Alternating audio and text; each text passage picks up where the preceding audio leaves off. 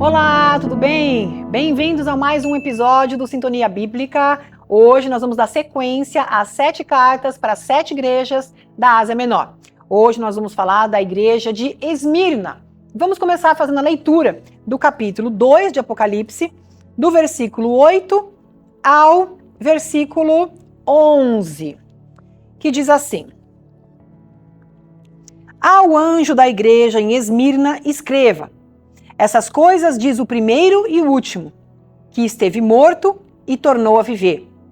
Conheço a tribulação pela qual você está passando, a sua pobreza, embora você seja rico, e a blasfêmia do que se declaram judeus e não são, sendo isto sim, sinagoga de Satanás. Não tenha medo das coisas que você vai sofrer. Eis que o diabo está para lançar alguns de vocês na prisão, para que vocês sejam postos à prova e passem por uma tribulação de 10 dias. Seja fiel até a morte, e eu lhe darei a coroa da vida. Quem tem ouvidos, ouça o que o Espírito diz às igrejas. O vencedor, de modo nenhum, sofrerá o dano da segunda morte. Vamos começar falando um pouquinho do pano de fundo, de onde a nossa igreja aqui, a Esmirna, ela está localizada, situada, quais eram os dilemas, o seu entorno, né, as dificuldades, enfim. Esmirna era uma cidade poderosa, era uma cidade muito bonita, era muito conhecida pela sua beleza, foi descrita por alguns escritores da época como uma grande estátua coberta de joias que sai do mar e sobe até o Monte Pagos. É assim que ela era descrita por alguns escritores da época. Tinha uma beleza inigualável. Ela era concorrente de Éfeso com relação à importância. Ela era tão importante quanto Éfeso e ela também era uma cidade portuária. Também tinha ali exportação e importação, o trânsito de muitas pessoas por conta do porto. E também Esmirna era muito famosa pela sua fidelidade. Muitos escritores vão falar de Esmirna como a cidade fiel. Por quê? Porque era fiel a Roma. Esmirna foi a primeira cidade que construiu um templo para a deusa Roma.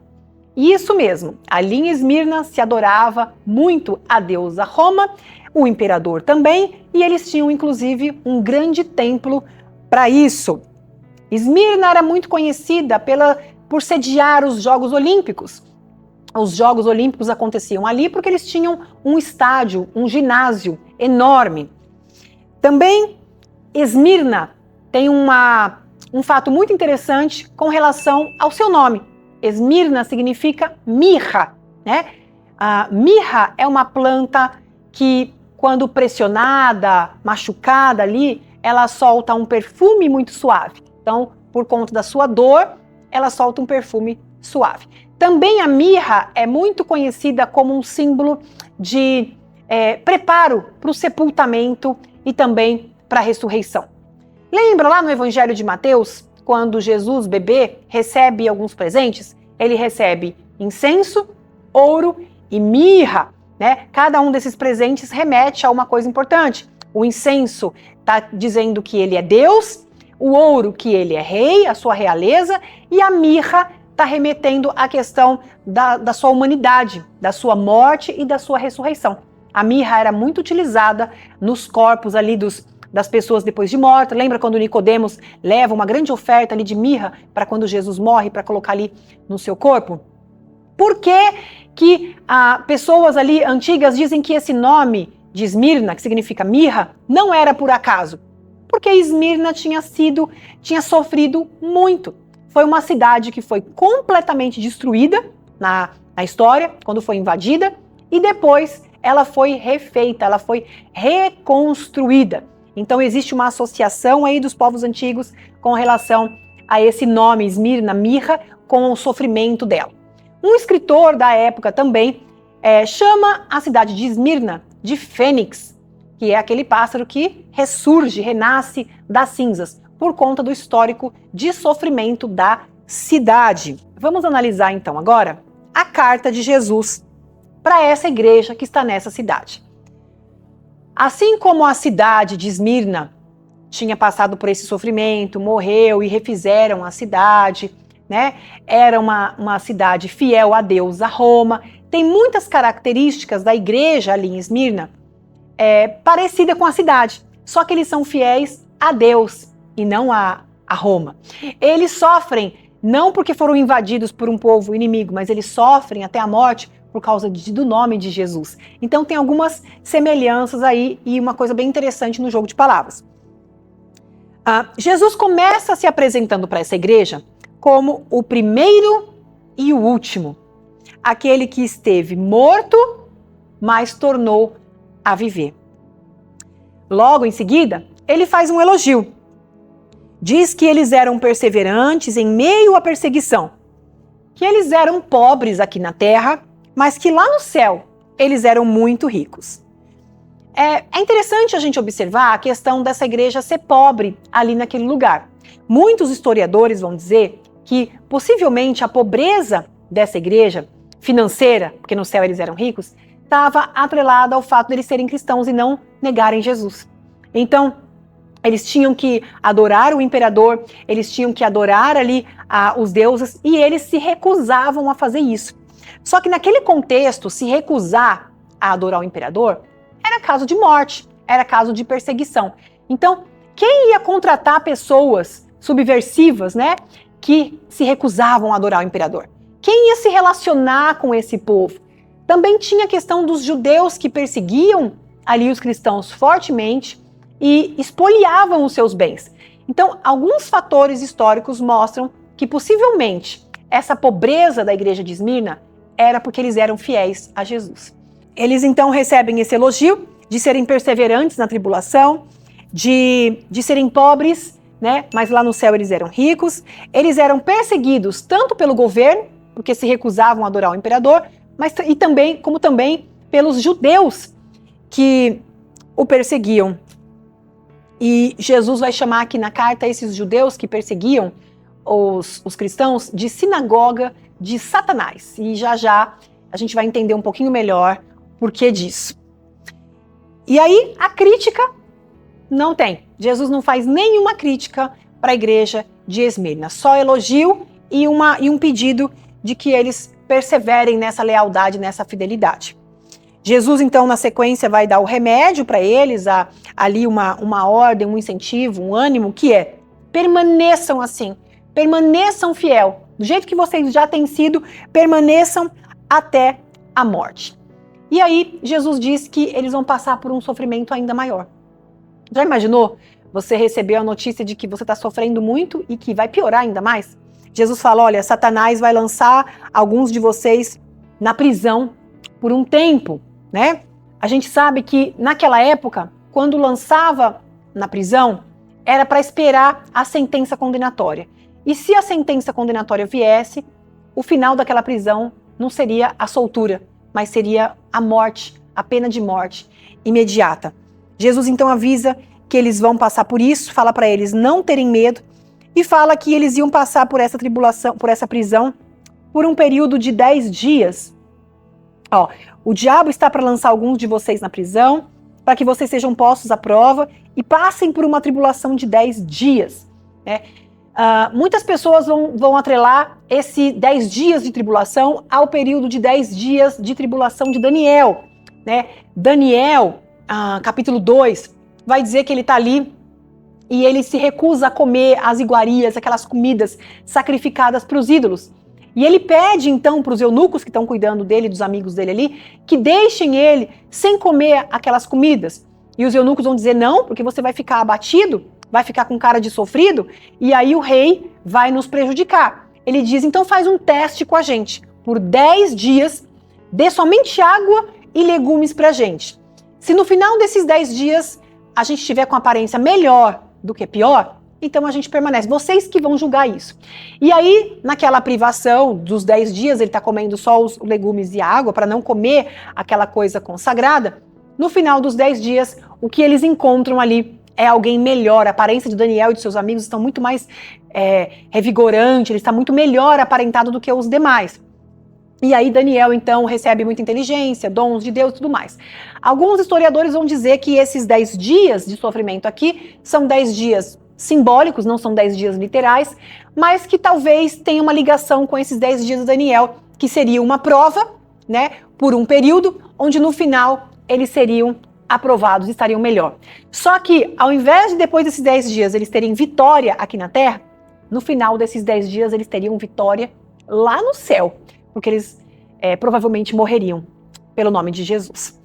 E a gente vai vendo, né, que no final, Jesus então faz uma recompensa, faz uma promessa de recompensa para essa igreja. Ele diz que para quem perseverar ali até a morte, ele vai entregar a coroa da vida. E aí é muito importante a gente entender a figura da coroa na cidade de Esmirna. Como Esmirna era a cidade dos Jogos Olímpicos, a coroa era uma representação também da vitória. Porque todo ganhador olímpico que chegava no final vencedor, ganhava uma coroa de louros, né? E esse era o símbolo da vitória, um troféu, né? Outro símbolo da coroa, outra representatividade, né, da coroa ali em Esmirna, era o próprio imperador que usava, ou os sacerdotes pagãos ali daqueles templos pagãos que também tinham o uso da coroa. E mais uma muito interessante era uma homenagem que eles faziam para os mortos. Depois que uma pessoa morria, eles davam uma coroa de louro com uma inscrição do lado de dentro e colocavam ali junto com o morto, como se ele estivesse recebendo ali uma honra maior depois de morto. As moedas encontradas dessa época em Esmirna, muitas moedas foram encontradas com o símbolo de coroas. Então, nós vemos aqui que na mentalidade, no pensamento do primeiro público de João, a coroa era algo que estava ali presente. Tanto a coroa do imperador, quanto de quem ganhava o jogo olímpico, quanto o morto que ganhava.